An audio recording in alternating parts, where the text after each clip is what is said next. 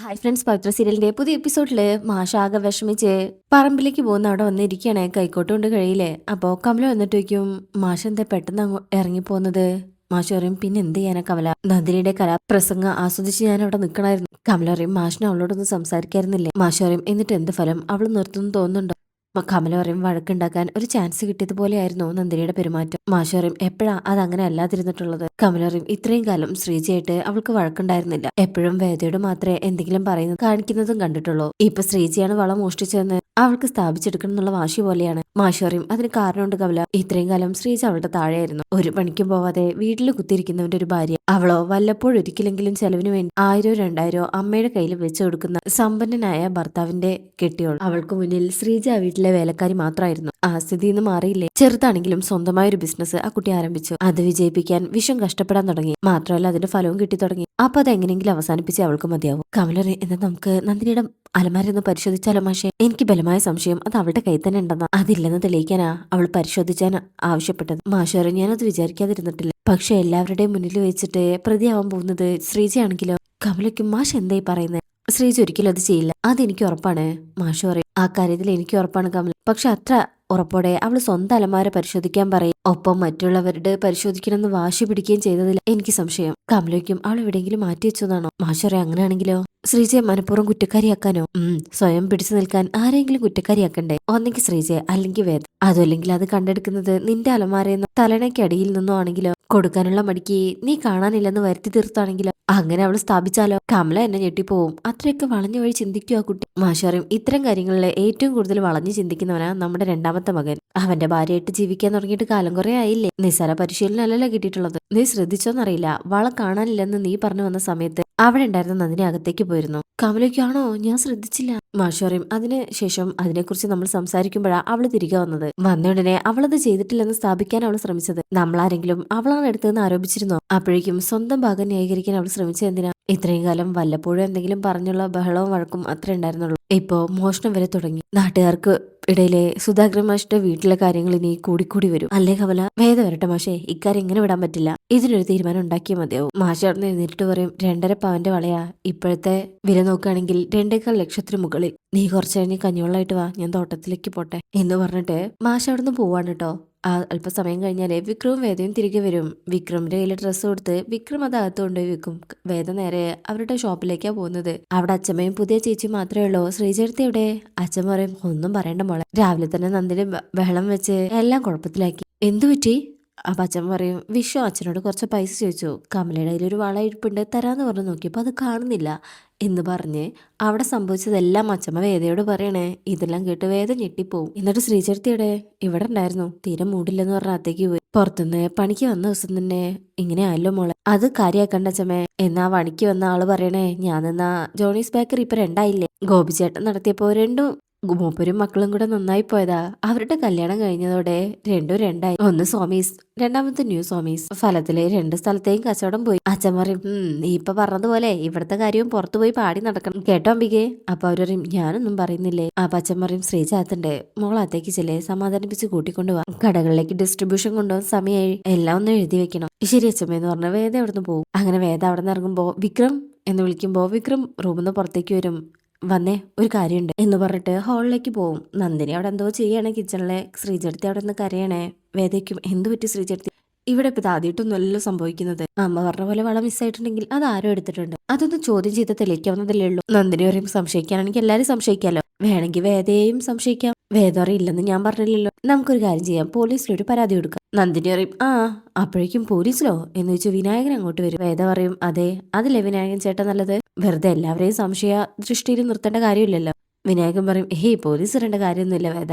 അമ്മയുടെ കാര്യല്ലേ എവിടെയെങ്കിലും മറന്നു വെച്ചിട്ടുണ്ടാവും. 1-2 ദിവസം കഴിയുമ്പോൾ കിട്ടുകയും ചെയ്യും. അപ്പൊ തന്നെ വേദയ്ക്കും, അതെങ്ങനെ വിനായകൻ ചേട്ടൻ ഉറപ്പിച്ച് പറയാൻ പറ്റും. എടുത്തോണ്ട് പോയവര് 3 ദിവസം കഴിഞ്ഞാലേ തിരികെ കൊണ്ടുവന്ന് തരുന്നേ വിനായകൻ ചേട്ടനോട് പറഞ്ഞിട്ടുണ്ടോ. ഇത് കേൾക്കുമ്പോൾ നന്ദിനിക്ക് ഇഷ്ടപ്പെടുന്നില്ല. മതിയടി, നിർത്ത്. നിന്റെ ചോദ്യം ചെയ്യലൊക്കെ അങ്ങ് കോടതിയിൽ. ഈ കുടുംബത്തിലെ വക്കീല് ചമയാൻ നിൽക്കല്ലേ. വിക്രം പറയും, അങ്ങനെ ചെയ്യാൻ തെറ്റൊന്നും ഇല്ലല്ലോ നന്ദിനി അടുത്ത്. സത്യം തെളിയിക്കാൻ വേണ്ടിയിട്ടല്ലേ. നന്ദിനി ഒരു സത്യം മനസ്സിലാക്കാൻ ഞങ്ങളെ മാത്രം ചോദ്യം ചെയ്യുന്നതിലേ ഞങ്ങൾക്ക് തടസ്സമുള്ളൂ. അത് വിശ്വേട്ടനോ ശ്രീചേർത്തിയാണോ എടുത്തെങ്കിലോ. ശ്രീജ കരഞ്ഞിട്ട് പറയും, ഈ വീട്ടിൽ ഞാൻ വന്നിട്ട് ഇത്രയും കൊല്ലായില്ലേ, ഇതുവരെ ഞാൻ ഇങ്ങനെ ഒരു പേര് കേൾപ്പിച്ചിട്ടുണ്ടോ? നന്ദിനി പറയും ആവശ്യം വരുമ്പോഴാണല്ലോ മനുഷ്യന്മാർ ഓരോന്ന് ചെയ്തു കൂട്ടുന്നത്. വിനായകൻ റെഡി നീ മിണ്ടാതിരിക്കടി. നന്ദിനി പറയും നിങ്ങൾ എന്റെ വാടപ്പിച്ചിട്ട് ഒരു കാര്യമില്ല മനുഷ്യ. നമ്മളെ രണ്ടുപേരെയും കുറ്റക്കാരാക്കാനാ ഇപ്പൊ വക്കീലും കുടുംബവും ശ്രമിച്ചുകൊണ്ടിരിക്കുന്നത്. തിരിച്ചറിയാനുള്ള ബുദ്ധി ഇല്ലാതായി പോയല്ലോ നിങ്ങൾക്ക്. വേദ പറയും ആരെയും കുറ്റക്കാരാക്കാനല്ല നന്ദിനി അടുത്തേ, സത്യം അറിയാൻ വേണ്ടിയാണ്. നന്ദിനി പറയും എങ്കിൽ പിന്നെ എടുത്തവരുടെ കൂട്ടത്തിൽ നീയും നിന്റെ ഭർത്താവും പെടില്ലേ? അപ്പൊ വിക്രം പറയും ദേ നന്ദിനി അടുത്ത് അനാവശ്യം പറയരുത്. നന്ദിനിക്കും അതെങ്ങനെടാ മറ്റുള്ളവരെ കുറിച്ച് പറയുന്നത് അനാവശ്യം, എന്നെ എന്റെ ഭർത്താവിനെ കുറിച്ചൊക്കെ പറയുന്നത് നിങ്ങളുടെ അവകാശമാവുന്നത്? വിനായകൻ വിചാരിക്കും ഈശ്വരാ ഇവളത് കൊളാക്കുന്ന എല്ലാ ലക്ഷണവും ഉണ്ട്. എടി നന്ദിനി നീ ഒന്നും മിണ്ടാതിരിക്കും. ഇവളുടെ ഒന്നും ചോദ്യം ചെയ്യലിന് നിന്ന് കൊടുക്കേണ്ട ആവശ്യം നമുക്കില്ല വിനേട്ടാ. നീ ഒരു കാര്യം ചെയ്യ്, പോലീസിനെ വിളിക്കേ. ഡി ചുമ്മാതിരിക്കേ. അപ്പോ നന്ദിനി പറയും മിണ്ടാതിരിക്കും മനുഷ്യ, നീ വിളിക്കടി. പോലീസിനെ ഇപ്പൊ വിളിക്കേ. ഞാനാണോ നീയാണോ അതോ മലയ്ക്ക് മാലയിട്ടിരിക്കും ഇവനാണോ ശരിക്കുള്ള കള്ളൻ അപ്പ തെളിയും. വിക്രം ഇങ്ങനെ നോക്കുമ്പോ വിനായകൻ പറയും ഡി നന്ദിനി നിന്നോട് മിണ്ടാതിരിക്കാനാ പറഞ്ഞത്. നന്ദിനി പറയും നിങ്ങൾ ആദ്യം മിണ്ടാതിരിക്കേ, ഇനി ഇവൾക്ക് വിളിക്കാൻ വൈകി ഞാൻ വിളിക്കാം, ഇനി അത് തെളിച്ചിട്ടുള്ളൂ ബാക്കി കാര്യം. ഫോണും കൊടുത്തു തരാൻ എന്ന് പറഞ്ഞിട്ട് വിനായകന്റെ കയ്യിൽ നിന്ന് പിടിച്ചു വലിച്ചു വാങ്ങിച്ച് ഡയൽ ചെയ്യാൻ തുടങ്ങാ. ഡി നന്ദിനി വേണ്ട, പാസ്വേഡ് ഇങ്ങോട്ട് പറയാനാ മനുഷ്യ, ഫോണിങ് താടി എന്ന് പറഞ്ഞ് വിനായകനും അത് വലിക്കാൻ ശ്രമിക്കുമ്പോ നന്ദിനി കൊടുക്കുന്നില്ല. പറ മനുഷ്യ. ഫോണ് തരാൻ പറയുമ്പോ നന്ദിനി കൊടുക്കാൻ തയ്യാറാവുന്നില്ല. അങ്ങനെ പിടിയും വലിയാവും. അവസാനം വിനായകൻ ആ ഫോണ് പിടിച്ചു വലിച്ചൊരു ഒറ്റ അടി അങ്ങ് വെച്ചു കൊടുക്കും. ഫോണ് വിനായകന്റെ കയ്യിലാണ്. എങ്കിലും ഇത് കണ്ട് എല്ലാരും ഞെട്ടിപ്പോവും. മിണ്ടാതിരിക്കാൻ പറഞ്ഞാൽ മനസ്സിലാവത്തില്ലേ? അവിടെ ഒരു പോലീസും കോടതി കുറെ നേരമായി തുടങ്ങിയിട്ട്. ഈ വീട്ടിൽ നിന്നൊരു മുദ്ര പോയിട്ടുണ്ടെങ്കിൽ അത് ഇവിടെ തന്നെ ഉണ്ടാവും. വെറുതെ ബഹളം വെക്കാൻ നിൽക്കണ്ട. ഫോണ് താടി തരാൻ. അതില് നന്ദിനി വേഗം കൊടുക്കും. വേദയും വിക്രവും ഒക്കെ അന്തം വിട്ട് നിൽക്കാണ് ശ്രീജടത്തിയൊക്കെ. അങ്ങനെ ഫോൺ വാങ്ങിച്ച് വിനായകൻ നടന്നു പോകും. വിനായകൻ പോയി കഴിഞ്ഞാലേ വേദ നന്ദിനിയെ നോക്കി ഇങ്ങനെ ചിരിക്കുമ്പോ പോടി എന്ന് പറഞ്ഞ് കവിള് കൈയും വെച്ച് നന്ദിനി അകത്തേക്ക് കയറി പോവാ. അവര് പോയി കഴിഞ്ഞാൽ വേദ ശ്രീജടത്തിയുടെ അടുത്തിരിക്കാണ്. ശ്രീജ പറയും ഈ യൂണിറ്റ് തുടങ്ങിയതിനു ശേഷം ഓരോരോ പ്രശ്നങ്ങളാണല്ലോ വേദ, എന്താ ഇതിങ്ങനെ? ശ്രീജടത്തി അതൊന്നും ഓർത്ത് വിഷമിക്കണ്ട, നല്ല രീതിയിൽ ബിസിനസ് ചെയ്ത് അത് ഡെവലപ്പ് ചെയ്യാൻ നോക്കുക. ശ്രീജ പറയും കണ്ടില്ലേ ഈ വളയുടെ പ്രശ്നം, അതൊക്കെ ശരിയാവും. വിനായകൻ ചേട്ടൻ പറഞ്ഞ കേട്ടില്ലേ, അത് തിരിച്ചു കിട്ടും, അത്രേ ഉള്ളൂ. വാ വിക്രം സ്വാമി നമുക്ക് ഇത്തിരി പണിയുണ്ട് എന്ന് പറഞ്ഞ് ശ്രീജയെ സമാധാനിപ്പിച്ചതിന് ശേഷം വിക്രമിനെ കൂട്ടി അവിടെ നിന്ന് ഇറങ്ങാണ്. നേരെ വിനായകന്റെ അടുത്തേക്കാ പോകുന്നത്. വിനായകൻ അവിടെ വരാന്തയിൽ തന്നെ ഇരിപ്പുണ്ട്. വല്ലാതെ ടെൻഷൻ അടിച്ചിരിക്കുമ്പോഴായിരിക്കും ഇവർ വരുന്നത്. വിനായകൻ പറയും പറഞ്ഞാൽ മനസ്സിലാവണ്ടേ, വെറുതെ മനുഷ്യനെ ദേഷ്യം പിടിപ്പിക്കാനായിട്ട് അല്ല പിന്നെ. അപ്പൊ വിക്രം പറയും എന്നാലും വിനായകൻ ചേട്ടൻ അടിക്കേണ്ടിയിരുന്നില്ല, അത്രയ്ക്ക് വലിയ പ്രകോപനമൊന്നും നന്ദിനി അടുത്തിയുടെ ഭാഗത്തുനിന്ന് ഉണ്ടായിട്ടില്ല. നീ കേട്ടതില്ല വിക്രം, ഒരു കാര്യം വിട്ടുകളയാൻ ഞാൻ പറഞ്ഞാൽ അവൾക്ക് വിട്ടാലെന്താ? എന്നാലും അടിയെന്നൊക്കെ പറയും മോശമായി പോയി. വേദ പറയും അല്ല വിനായകൻ ചേട്ടാ പോലീസ് വന്നോട്ടെ, അതിനിപ്പോ എന്താ പ്രശ്നം? വിനയൻ ചോദിക്കേ എന്ത്?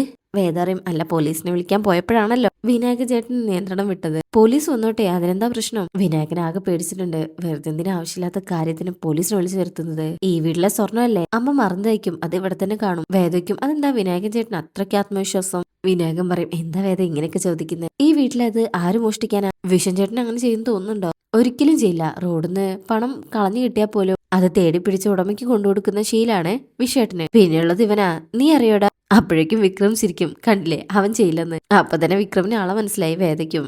വിക്രം പറയും ഇനിയും ആളുണ്ടല്ലോ വിനയേട്ടാ. വിനയം പറയും നമ്മള് കെട്ടിക്കൊണ്ടു വന്ന പെൺകുട്ടികളൊന്നും അങ്ങനെയുള്ളവരല്ല, ശ്രീചേർത്തി ഒരിക്കലും അങ്ങനെ ചെയ്യില്ല. നാക്ക് ഇത്തിരി പൊട്ടയാണെങ്കിലും ഇമ്മാതിരി പരിപാടിയൊന്നും നന്ദിനിയുടെ കയ്യിലും ഇല്ല. പിന്നെ വേദ ഒരിക്കലും അത് ചെയ്യില്ല, അതെനിക്ക് ഉറപ്പാ. വിക്രം പറയും വിനായകൻ ചേട്ടൻ ഒരാളെ വിട്ടുകളഞ്ഞു. വിനായകൻ പറയും ആരച്ഛനെയോ പോടാ അവിടുന്ന്. അച്ഛൻ അങ്ങനെയൊന്നും ചെയ്യത്തില്ല.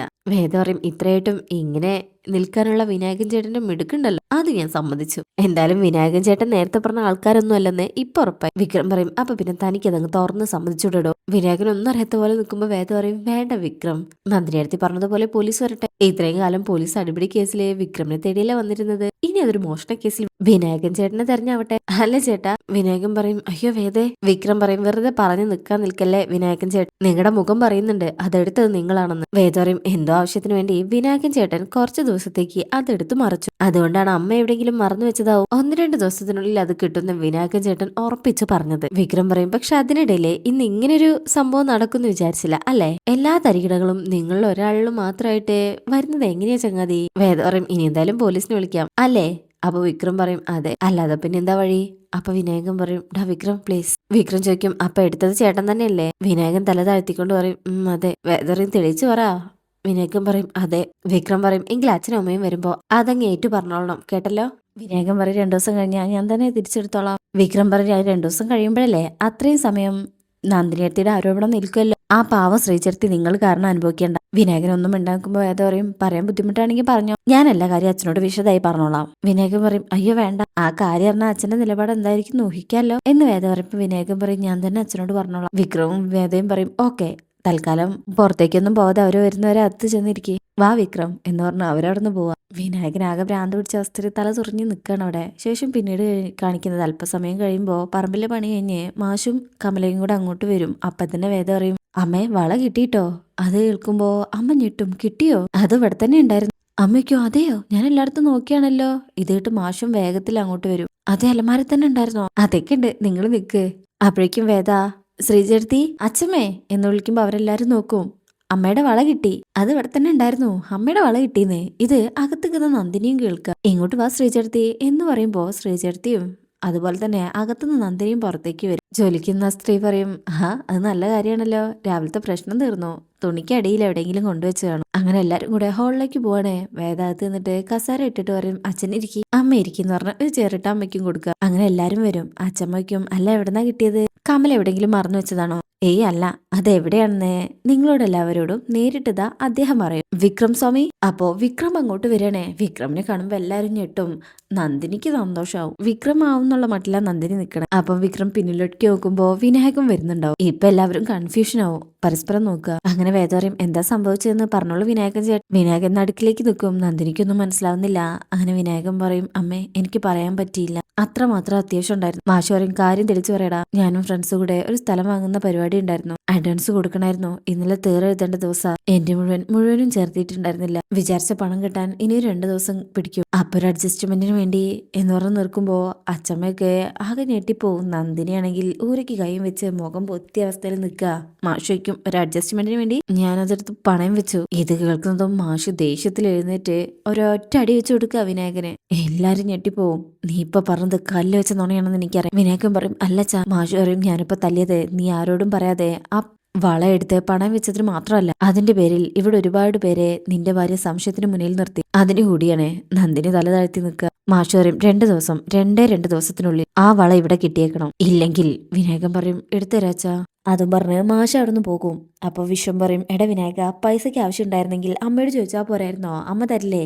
കമല പറയും, അക്കാര്യത്തിൽ നിന്റെ ഭാര്യ ഇവിടെ എന്തൊക്കെ ബഹളം ഉണ്ടാക്കിയത് നീയും കണ്ടതല്ലേ? അപ്പോഴെങ്കിലും നിനക്കിത് പറയായിരുന്നില്ലേ? അച്ഛൻ പറയും, ശ്രീജയോടും വേദയോടും ഒക്കെ നന്ദിനി മാപ്പ് ചോദിക്കാ വേണ്ടത്. നന്ദിനി അങ്ങ് ഞെട്ടിപ്പോവും. അപ്പൊ തന്നെ വേദ പറയും, അതൊന്നും വേണ്ട അച്ഛമ്മേ. നന്ദിനിയോട് പറയും, ഇനിയെങ്കിലും എന്തെങ്കിലും ഉണ്ടാവുമ്പോഴേക്കും മറ്റുള്ളവരുടെ തലയിൽ എങ്ങനെ വെക്കാമെന്ന് ചിന്തിക്കാതിരുന്നാൽ മാത്രം മതി. നന്ദിനി ഒന്നും പറയാതെ നടന്നു പോകും. അച്ഛമ്മ വിനായകനോട് പറയും, ചെല്ലടാ, ചെന്ന് ആശ്വസിപ്പിക്കാൻ നോക്ക്. അച്ഛമ്മ ശ്രീജയോട് പറയും, വാ ശ്രീജയെ, നമുക്ക് നമ്മുടെ പണി തീർക്കാം എന്ന് പറഞ്ഞ് അവര് പോകും. വിശ്വം പറയും, എന്തോ നാടാ ഇതൊക്കെ എന്ന് പറഞ്ഞാ പോകുന്നത്. പിന്നാലെ വിക്രവും അവിടുന്ന് പോകും. പതിയെ വിനായകനും. അമ്മ വേദയോട് പറയും, മിടുക്കി, നീ ഇത് പുറത്തു കൊണ്ടുവന്ന് നന്നായി. ഇല്ലെങ്കിൽ അത് കിട്ടുന്ന കാലം വരെ അവൾ ശ്രീജയെ പഴി പറഞ്ഞുകൊണ്ട് നിന്നേനെ എന്നൊക്കെ ഇവര് സംസാരിക്കുന്ന കാണിച്ചിട്ടാണ് ഈ ഭാഗം കഴിയുന്നത്. അപ്പൊ റിവ്യൂ ഇഷ്ടമായിട്ടുണ്ടെങ്കിൽ ചാനൽ എല്ലാവരും ഒന്ന് ലൈക്ക് ചെയ്യുക, സബ്സ്ക്രൈബ് ചെയ്യുക, സപ്പോർട്ട് ചെയ്യുക. താങ്ക്